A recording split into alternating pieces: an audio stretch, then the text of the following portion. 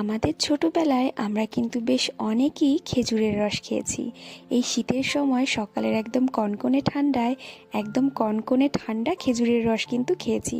খেতে যে এত সুন্দর লাগতো কি আর বলবো, কিন্তু এখন তো আর সেরকমভাবে পাওয়াই যায় না। আর আমরা যেখানে থাকি এখানে তো একদমই পাওয়া যায় না। তো যাই হোক, আজকে মেলাতে গিয়ে এই যে দেখেছিলাম খেজুরের রস দিয়ে কেমন করে গুড় তৈরি করছে। তা এটা না একদম পিওরভাবে বানাতে বলা হয়েছিল, যাতে করে কোনো চিনি টিনি না মেশায়।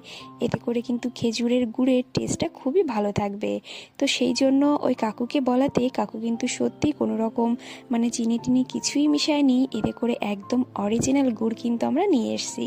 তো দেখতেই পারছেন খেজুরের রসটা অনেকটা সময় জাল করে এই যে একদম ঘন করে ফেলেছে। তো এখনও পাতলা রয়েছে যেহেতু গরম গুড়। তো তারপর এখানে যে 2 কিলো মতন গুড় আমি নিয়ে এসেছি, তো এটা এখন কিন্তু একদম